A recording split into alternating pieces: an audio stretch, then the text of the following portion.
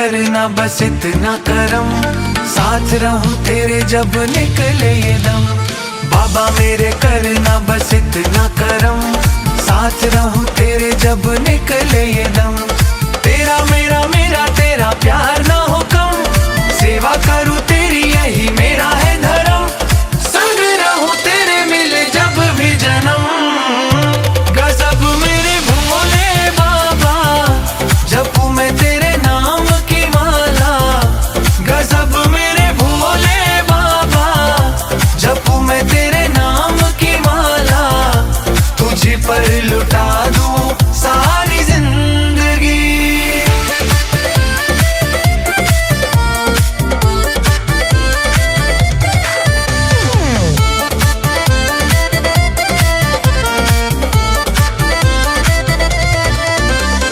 बाबा तेरे रंगों में रंगा दिए नजर, तू ही तू है बाबा मेरे देखो मैं जिधर। बाबा तेरे रंगों में रंगा दिए नजर, तू ही तू है बाबा मेरे देखो मैं जिधर।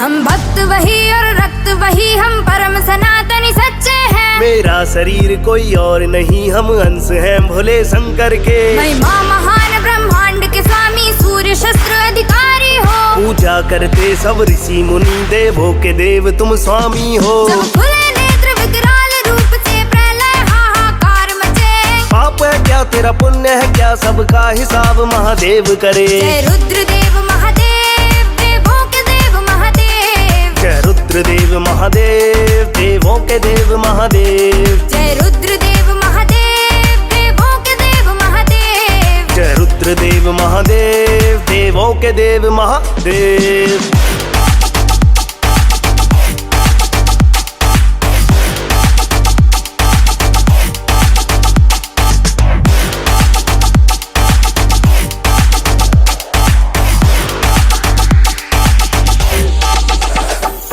ओम नाम ही सबसे बड़ा है, ध्वनि इसकी सर्वव्यापी है। सब गूंज उठे जब रुद्र उठे, सब भाग जाते जो पापी हैं। मगन गगन में तांडव करते, विष पीते जो अंदर को।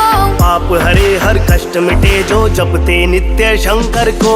धर्म सनातन सबसे पुरातन, सबका वो उद्धार करे। पाप है क्या तेरा पुण्य है क्या, सबका हिसाब महादेव करे। जय रुद्रदेव महादेव, देवों के देव महादेव। जय रुद्रदेव महादेव, देवों के देव महादेव। जय रुद्रदेव महादेव, देवों के देव महादेव। जय रुद्रदेव महादेव, देवों के देव महादेव।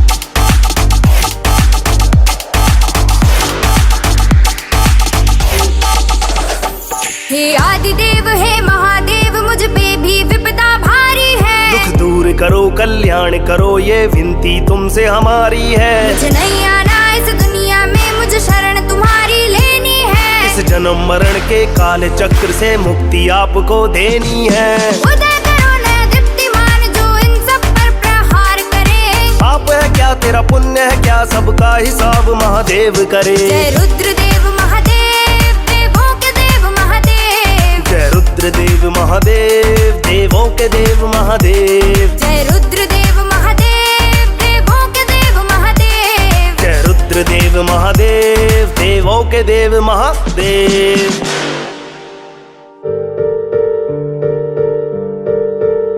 ओम त्र्यंबकं यजामहे सुगंधिं पुष्टिवर्धनम् उर्वारुकमिव बन्धनात् मृत्युर्मुक्षीयमामृतात् मृत्युर्मुक्षीयमामृतात् मृत्युर्मुक्षीयमामृतात्।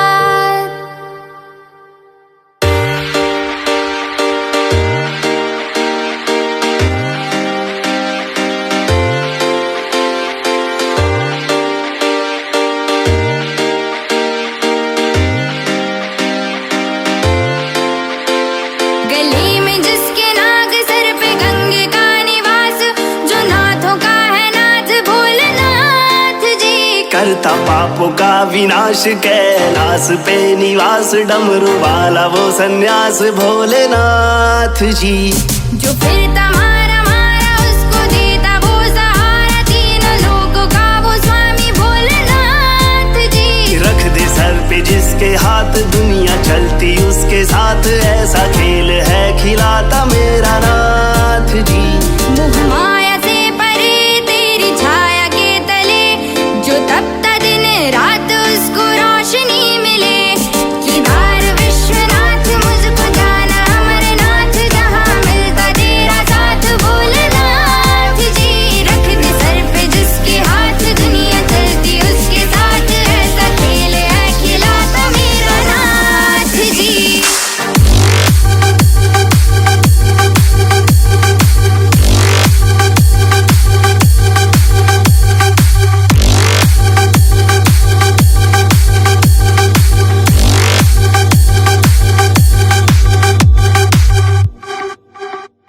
ये दुनिया है भिखारी, पैसे की मारी मारी, मेरा तू ही है सहारा मेरे भोलेनाथ जी। मेरा हाथ ले तू थाम, बाबा ले जा अपने धाम, इस दुनिया से बचा ले मुझको शंभुनाथ जी। ये दुनिया है भिखारी, पैसे की मारी मारी, मेरा तू ही है सहारा मेरे भोलेनाथ जी। मेरा हाथ ले तू थाम, बाबा ले जा अपने धाम, इस दुनिया से बचा ले मुझको शंभुनाथ जी।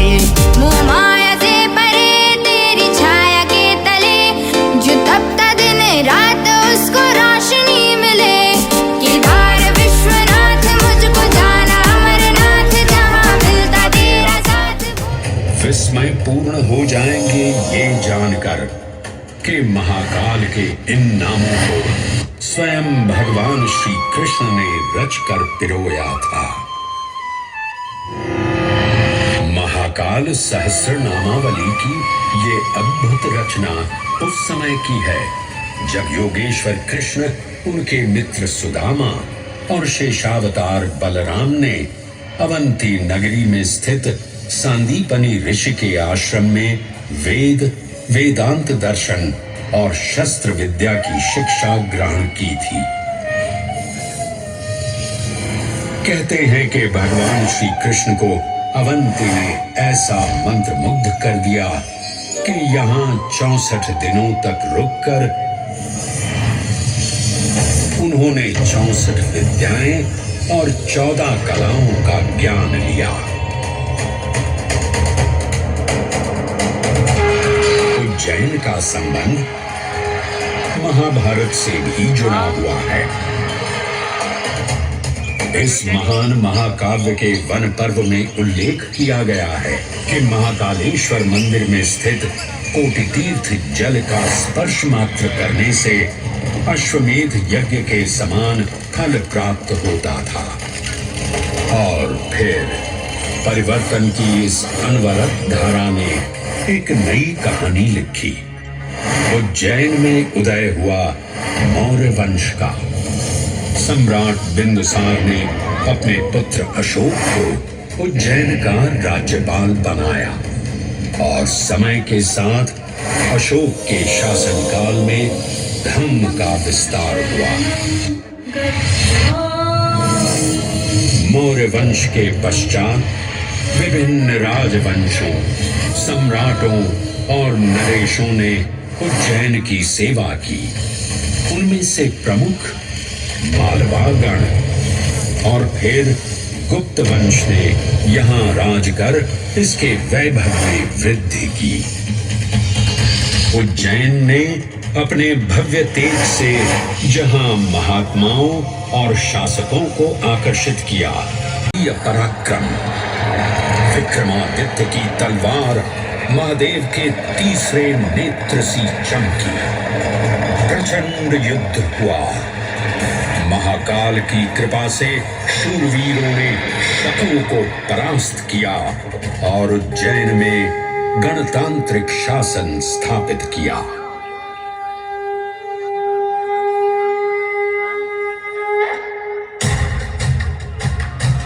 इन्हीं महाबली विक्रमादित्य की राज्यसभा महाकाल मंदिर में ही प्रतिष्ठापित थी।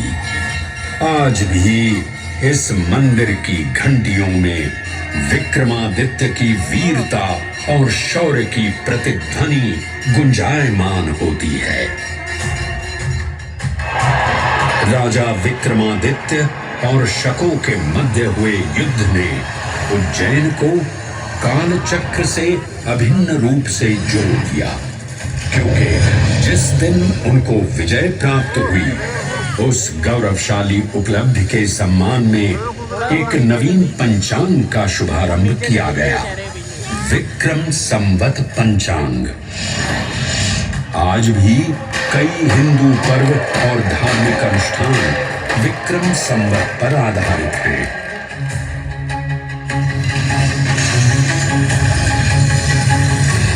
पृथ्वी की भौगोलिक कर्क रेखा इस पावन उज्जैन भूमि से होकर गुजरती है। लगभग 300 वर्ष पूर्व उज्जैन विश्व समय का प्रमुख संदर्भ बिंदु था। यही कारण है कि उज्जैन की वेदशाला में वराहमिहिर, आदित्य दास, ब्रह्मगुप्त, आर्यभट्ट और भास्कराचार्य जैसे महान विद्वान अनुसंधान और अध्ययन में तल्लीन रहते थे। खगोल शास्त्र का केंद्र, महाकालेश्वर का आवास, जगत गुरु कृष्ण की नगरी, विक्रमादित्य का राज। जयति जय उज्जयिनी, वैभवशालिनी नगरी उज्जैन।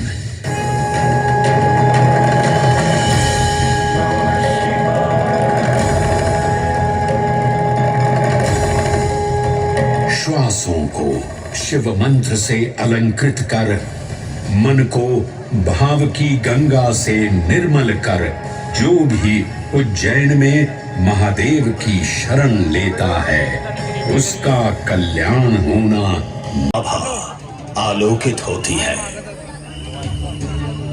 आपसे विनम्र अनुरोध है कि कृपया अपने मोबाइल फोन्स को साइलेंट मोड में डालें या स्विच ऑफ कर दें, ताकि आप इस प्रस्तुति का संपूर्ण आनंद बिना किसी व्यवधान के उठा सकें। इस शो के प्रस्तुतकर्ता हैं उज्जैन स्मार्ट सिटी लिमिटेड। निष्पादक हैं मध्य प्रदेश पर्यटन। तो प्रस्तुत है महाकाल की शक्ति, उज्जैन की भक्ति।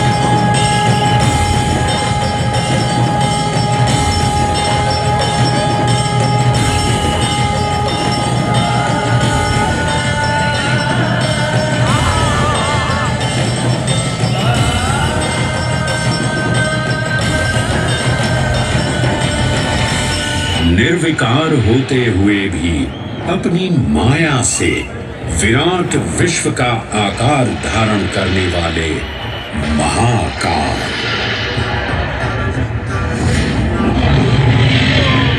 मेरुगिरी को धनुष और भगवान विष्णु को बाण बना दैत्यों के 3 पुरों का नाश करने वाले महाकाल। वो महाकाल जो तीनों लोकों में विद्यमान सभी शिवलिंगों में प्रधान हैं।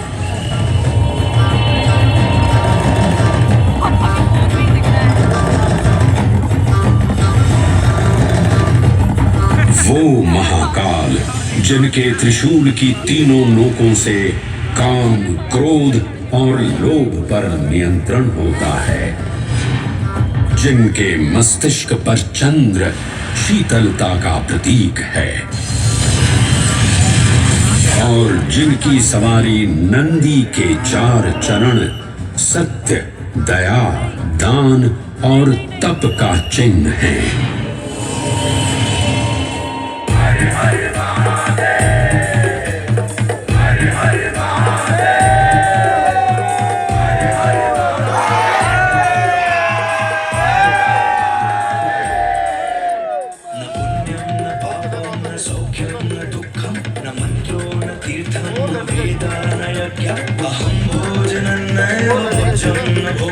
चिदानंद रूपः शिवोऽहं शिवोऽहं हरे हरे महादेव हरे हरे महादेव अहं निर्विकल्पो निराकार रूपो विभुत्वान् च सर्वत्र सर्वेन्द्रियाणां न चासंगतं नैव मुक्तिर्न मे चिदानंद रूपः शिवोऽहं शिवोऽहं चिदानंद रूपः शिवोऽहं शिवोऽहं चिदानंद रूपः शिवोऽहं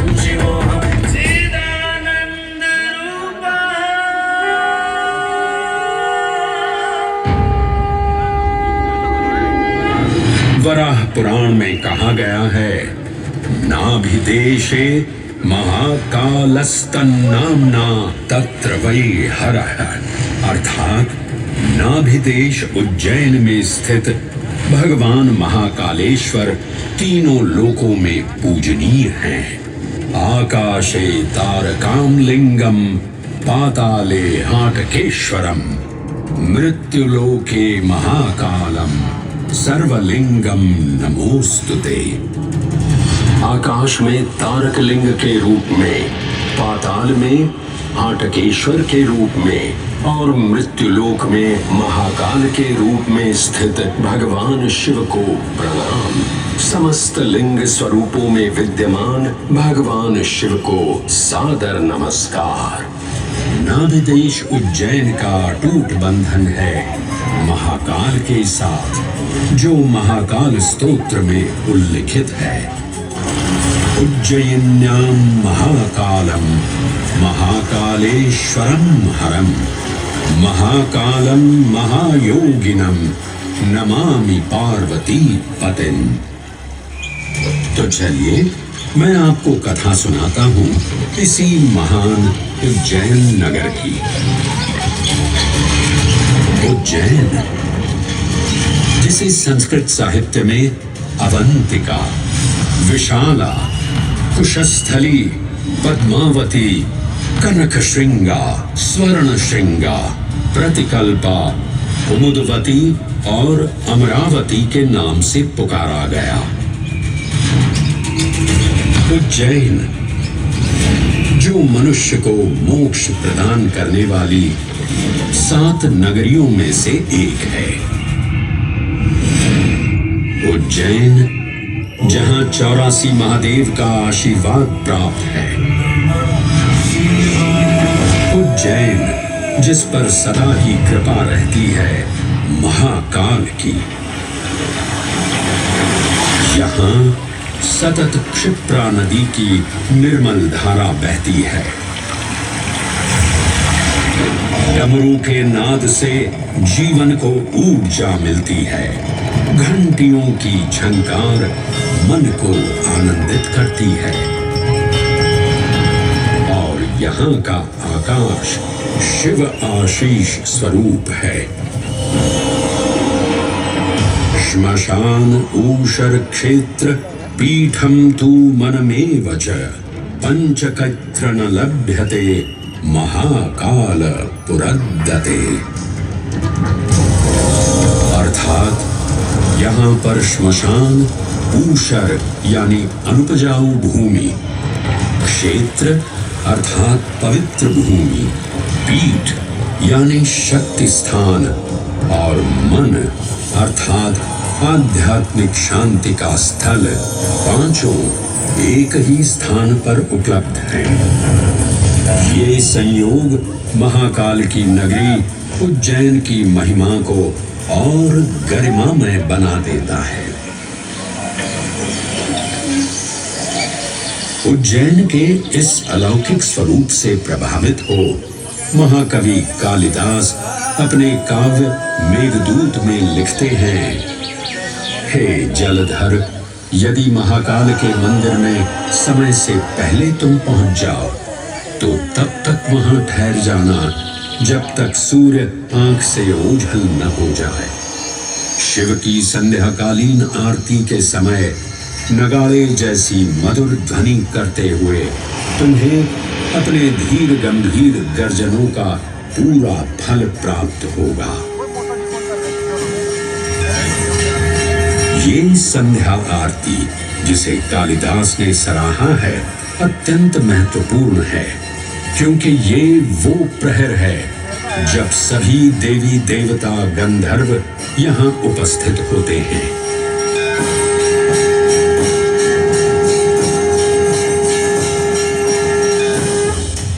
उज्जैन की महिमा अद्वितीय है। सतयुग, त्रेता युग, द्वापर युग और कलयुग, हर युग में इसका अप्रतिम महत्व रहा है। इस काल यात्रा में सबसे पहले आपको सतयुग के उस कालखंड में ले चलता हूँ जहां देव और दानव एकत्रित हैं समुद्र मंथन करने के लिए। मन की आंखों से कल्पना कीजिए, भगवान विष्णु ने कूर्म का रूप ले मंदरांचल पर्वत को अपनी पीठ पर उठा रखा है। सागर से विकराल लहरें उठ रही हैं, मेघ भयानक गर्जना कर रहे हैं। देव और दानव वासुकी सर्प को नेति बना और मंदार पर्वत को मथनी बना सागर को मथ रहे हैं कि तभी जल का पाप कालकूट विष निकलता है और पूरी सृष्टि को अपने ताप से झंसाने लगता है। इस भयावह स्थिति ने देवताओं और असुरों के बीच हाहाकार मचा दिया। ये कैसा अनर्थ है? लक्ष्य था अमृतत्व का, पर अब मृत्यु की विकराल छवि हमारी आंखों के समक्ष मंडरा रही है। इस भयंकर संकट से केवल वही उद्धारकर्ता मुक्ति दिला सकते हैं जो समस्त विश्व के परम संरक्षक हैं। तभी सब महादेव की शरण में जाते हैं और पुकार लगाते हैं, ओम नमो भगवते रुद्राय। और फिर तुष्टा महादेव भक्तों की गुहार सुनते हैं, कैलाश से उतरते हैं, विष को अपनी अंजुलि में भर अपने कंठ में धारण करते हैं।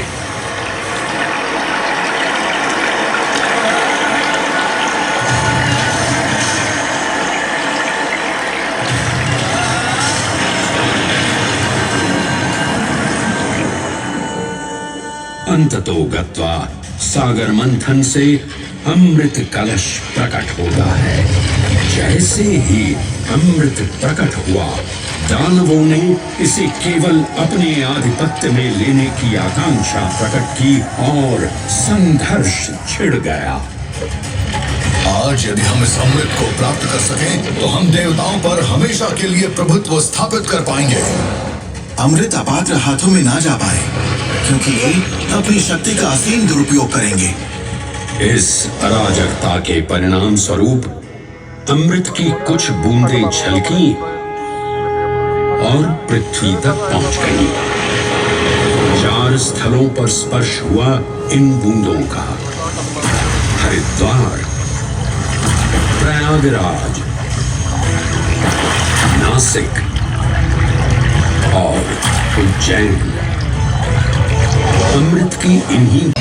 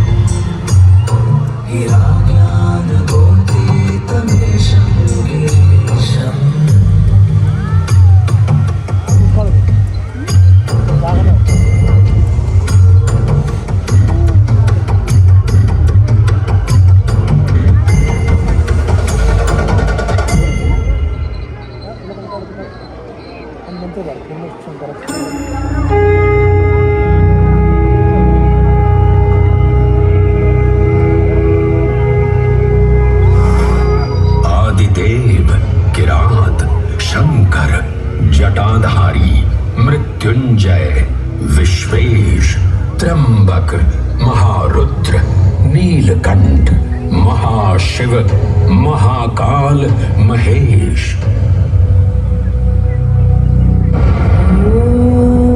महाकाल, जिनके उद्गम से उत्पन्न होती सृष्टि की लय।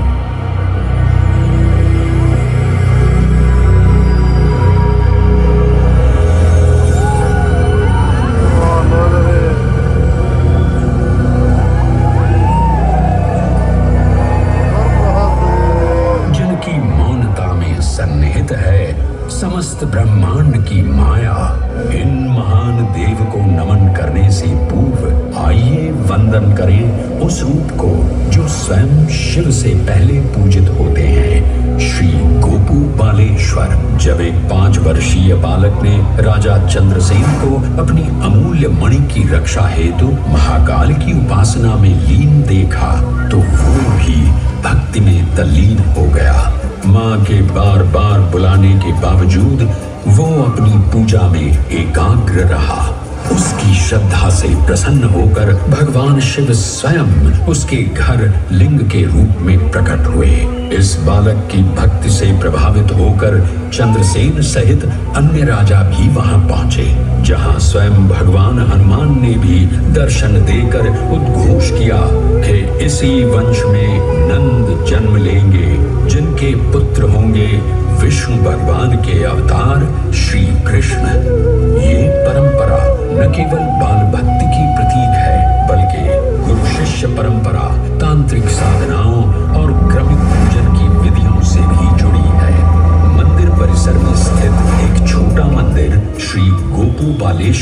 महादेव मंदिर आज भी इस घटना की स्मृति को संजोए हुए है।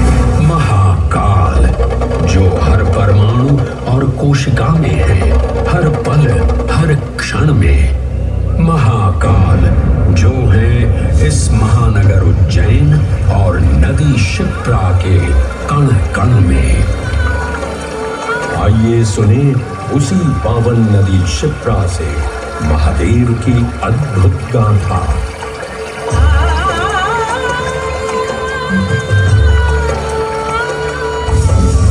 भगवान विष्णु के अवतार वराह हृदय से उत्पन्न मैं पवित्र पावनी क्षिप्रा। उद्गम तो मेरा श्री हरि के हृदय से हुआ, पर मैं प्रवाहित हो रही हूँ महाकाल के चरणों में।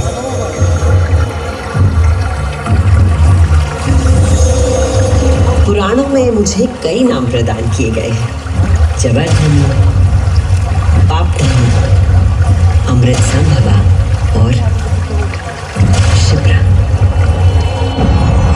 वर्तमान कथा का प्रवाह आरंभ करने से पूर्व यह आवश्यक है कि मैं आप सभी को अपने उद्गम की उस दिव्य गाथा से अवगत कराऊं,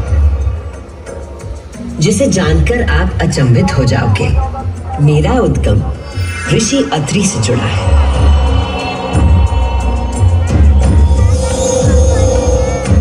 जो सप्त ऋषियों में से एक है। जब ऋषि अत्रि ने उज्जैन में 3000 वर्षों की कठोर तपस्या पूरी की और अपनी आंखें खोली, तो उन्होंने देखा कि उनके शरीर से 2 महान प्रकाश धाराएं निकल रही थी।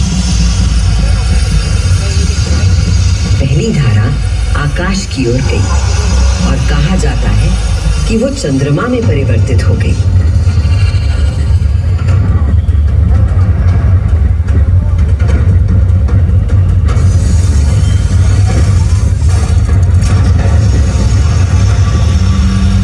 और दूसरी प्रकाश धारा पृथ्वी की ओर गई और उसने मेरा रूप धारण कर लिया।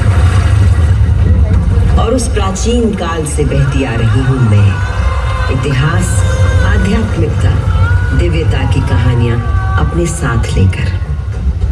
कहानियां महाकाल की, जो विश्व का आदि और अंत है, जीवन का आरंभ और समापन जिनकी इच्छा से होता है, जो इस विश्व की निस्तब्धता और ध्वनि दोनों है।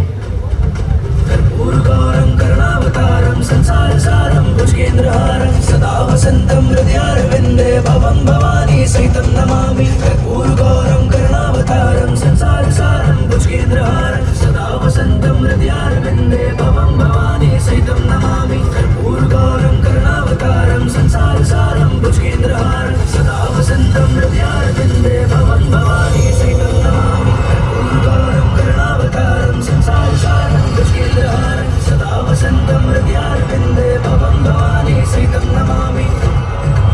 महाकाल की महागाथाएं इतनी विस्तृत हैं कि वे काल और अंतरिक्ष की सीमाओं को पार कर सकती हैं।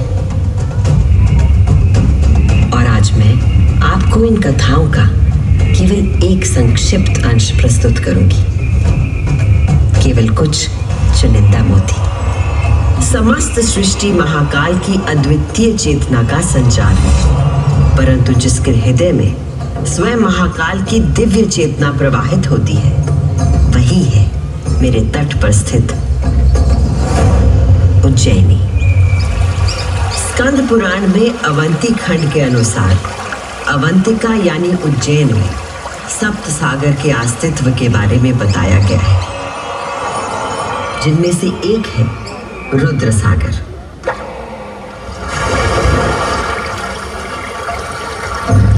वही रुद्र सागर जहां आज आप सब विराजमान हैं, जहां पर अनादिकाल से ब्रह्म कमल खिला करते थे, जहां भगवान शिव स्वयं अपने गले में धारण मुंडों की माला का प्रक्षालन करते थे। पौराणिक प्रमाणों में मिलता है कि यदि कोई व्यक्ति अनजाने में भी इस जल का स्पर्श करता है तो 7 कुल का उद्धार हो जाता है। संतजन को मोक्ष और जीव को अकाल मृत्यु से त्राण देने हेतु अवंतिकापुरी में अवतरित देवाधिदेव महाकालेश्वर को मैं कृतज्ञ वंदन अर्पित करती हूँ।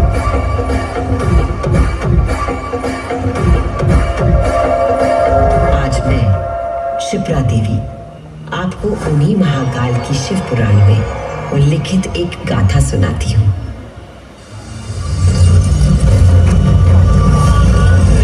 ब्रह्मांड के इतिहास में हमारी आकाश गंगा में भगवान ब्रह्मा और भगवान विष्णु के बीच श्रेष्ठता को लेकर प्रचंड विवाद हुआ।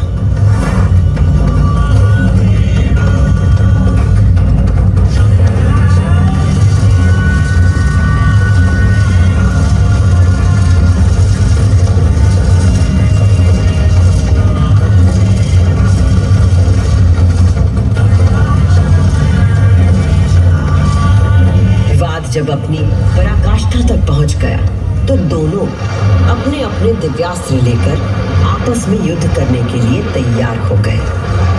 स्वर्ग में हाहाकार मच गया।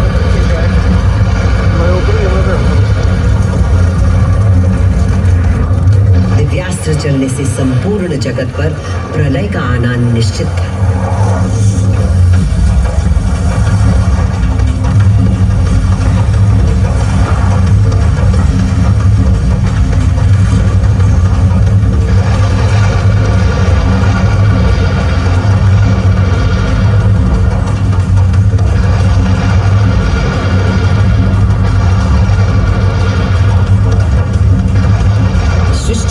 प्रकोप से बचाने के लिए और इन दोनों के विवाद को रोकने के लिए भगवान शिव को माया रचनी पड़ी और अकस्मात अग्नि की ज्वालाओं से लिपटा हुआ एक महान अग्नि स्तंभ आकर स्थापित हो गया, जिससे दोनों देवताओं के दिव्यास्त्र स्वयं ही शांत हो गए।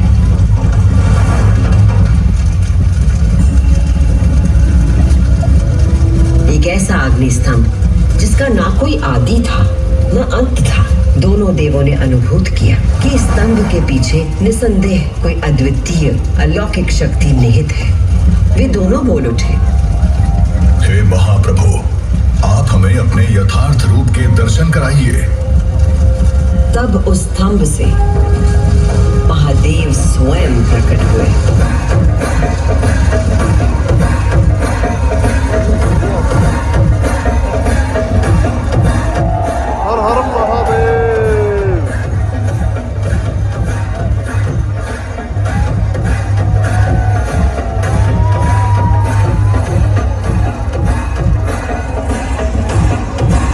दिव्य और विराट रूप के 5 मुख थे और प्रत्येक मुख में 3-3 नेत्र प्रकाशित हो रहे थे।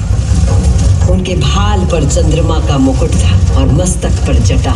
उनका कंठ नीला था और उनकी 10 भुजाएं थी। उनके अंग समस्त आभूषणों से सजे थे। उनके मस्तक पर भस्म का त्रिपुंड था।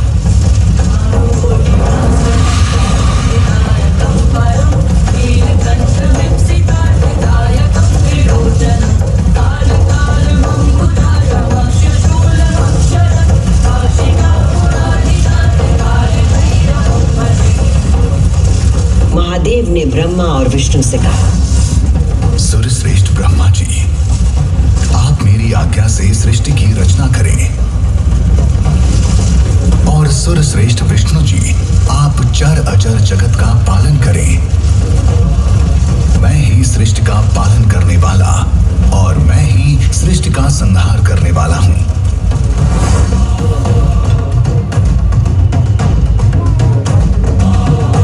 मैं ही ब्रह्मा, विष्णु और रुद्र नाम से 3 रूपों में बटा हूं।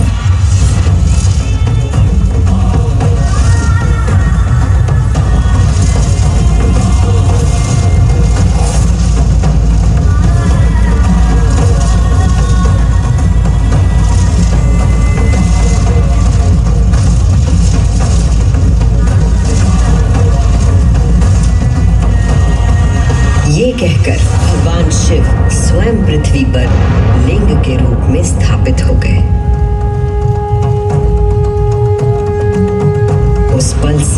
लोक में लिंग पूजा का विधान प्रारंभ हुआ।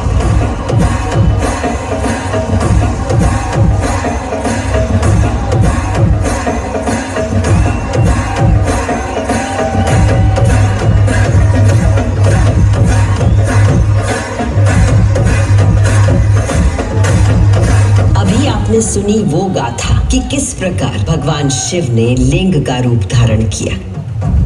अब मैं सुनाती हूँ उज्जैन में महाकालेश्वर के प्रकट होने की कथा। उज्जैन नगरी में नित्य वेदों का अध्ययन करने वाले एक ब्राह्मण देवता रहते थे। उनका नाम वेदप्रिय था। वेदप्रिय प्रतिदिन पार्थिव शिवलिंग बनाकर उसकी पूजा करते थे।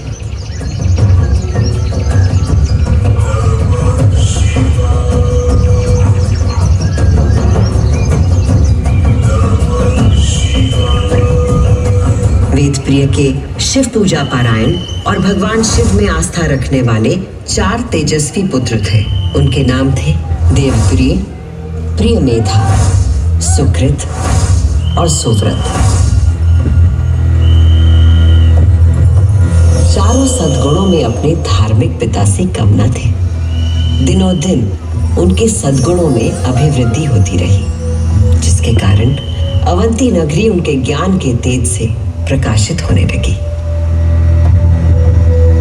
उसी समय दूषण नाम का एक असुर प्रजापति ब्रह्मा की उपासना में लगा हुआ था।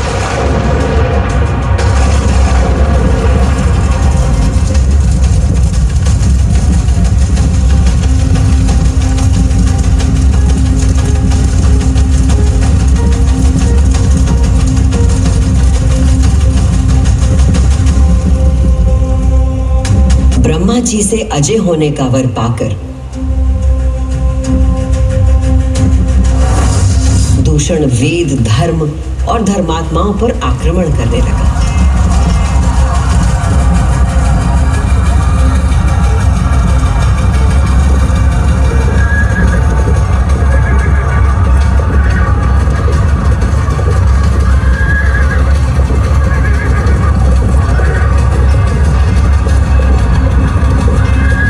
अत्याचारों की पराकाष्ठा पर पहुंचते हुए उसने उज्जैनी पर हमला करने का दुस्साहस किया। उज्जैनी में त्राही त्राही मच गई। मेरे दैत्य सेना नायकों, तुम चारों दिशाओं में जाओ और उज्जैनी में जहां कहीं धर्म पर चलने वाला, वेदों का अध्ययन करने वाला दिखाई दे, उसका नाश करो।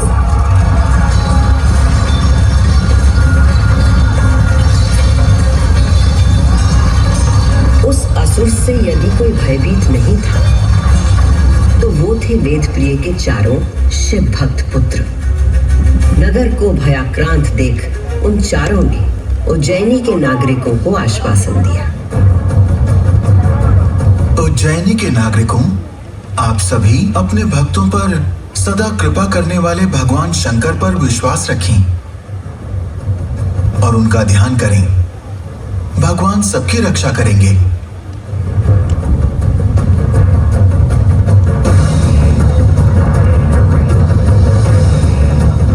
मंत्रोच्चार का आवेग बढ़ गया। देवप्रिय और उनके पुत्रों के संग उज्जैन के सभी नागरिक भी जाप करने लगे।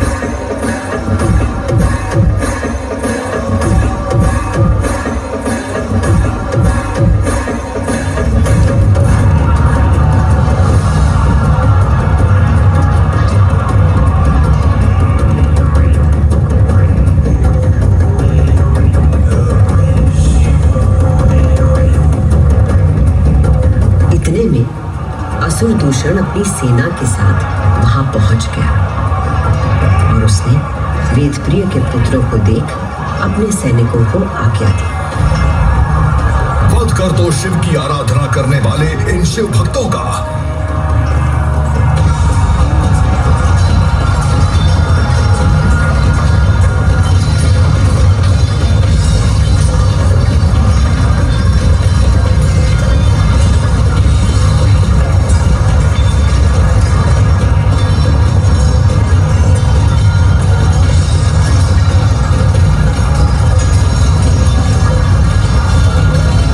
क्षण उस दुष्ट असुर दूषण ने उन निर्दोष व्यक्तियों की हत्या का आदेश दिया, उसी क्षण पूजा किए जा रहे पार्थिव शिवलिंग के स्थान पर भयंकर विस्फोट के साथ एक गर्त हो गया और उस गर्त से घोर गर्जना कर प्रकट हुए महाकाल।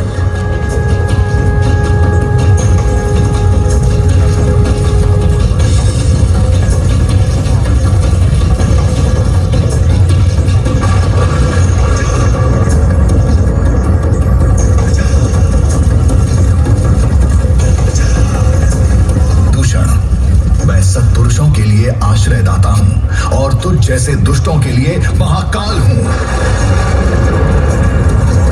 ये शिव का वो रूप था जो काल के परे था, जो संहार करता भी था और सृजन करता भी। महाकाल के प्रकोप से दूषण का नाश हुआ और उज्जैन में एक बार फिर से शांति स्थापित हो गई।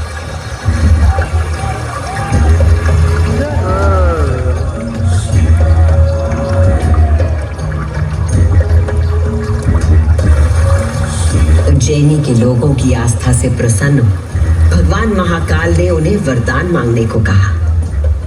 उज्जैन के निवासियों ने भगवान महाकाल को उनके भक्तों की रक्षा करने के लिए उसी स्थान पर सदा के लिए विराजमान होने को कहा। तब देवादिदेव उज्जैन में ही विराजमान हो गए और वहां चारों ओर की एक एक कोस भूमि ज्योतिर्लिंग रूपी भगवान शिव का स्थल बन गई। इस अद्भुत घटना की साक्षी बने समस्त देवता, गंधर्व और ऋषि मुनि।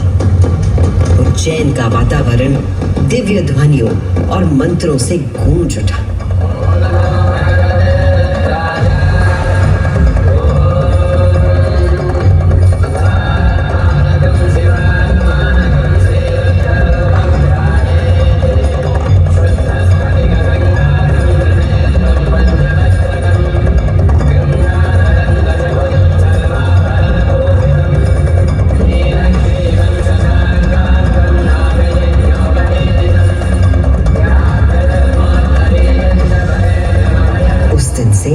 भगवान शिव ने महाकालेश्वर के रूप में भूतल पर अपनी प्रतिष्ठा प्राप्त की और ये स्थान श्रद्धालुओं के लिए तीर्थ स्थल बन गया।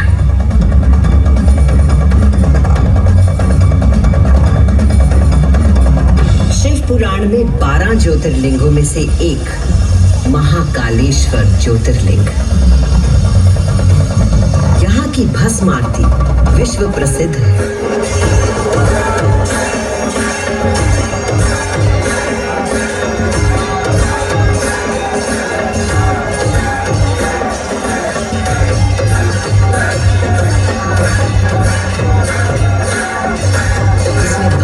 भगवान का श्रृंगार किया जाता है क्योंकि महाकाल की तरह भस्म अविनाशी और अपरिवर्तनीय होता है। इस आरती की शक्ति और महिमा ऐसी है कि भक्तों के सारे पाप समाप्त हो जाते हैं। केवल इतना ही नहीं, उज्जैन वो नगरी है जहां मानव शरीर पूरे ब्रह्मांड के साथ सामंजस्य स्थापित करता है।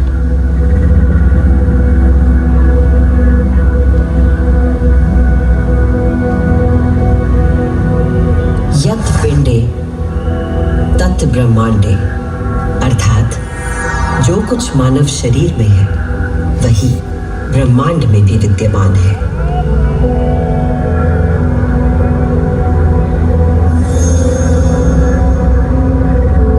ब्रह्मांड के सृजनकर्ता महाकाल के आशीर्वाद से मैं शिप्रा आपको उज्जैन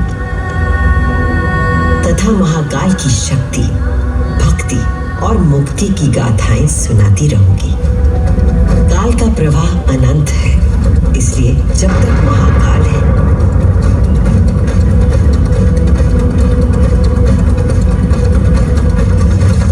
मैं यूं ही उज्जैन की स्मृतियों को अपने आंख में समेटे बहती रहूंगी।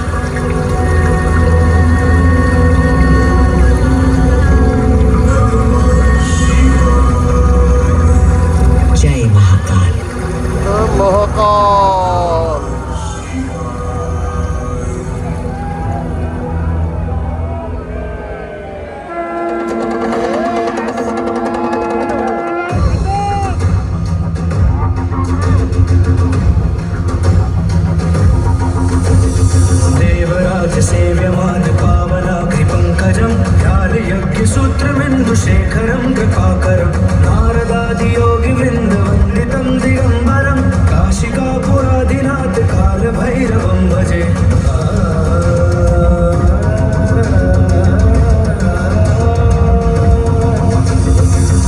कोटिभास्वरं भवाब्धितारकं पारं नीलकण्ठमिप्सितार्थदायकं त्रिलोचनं कालकालमम्बुजाक्षमक्षशूलमक्षरं काशिकापुरादिनाथ कालभैरवं भजे।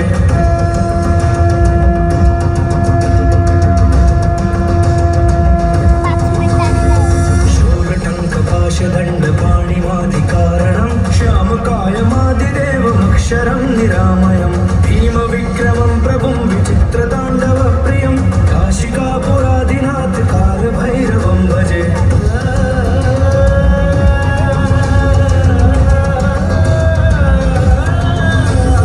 देवराजसेव्यमानपावनाग्रिपङ्कजं कालयज्ञसूत्रमिन्दुशेखरं कृपाकरं नारदादियोगिवृन्दवन्दितं काशिकापुरादिनाथ कालभैरवं भजे।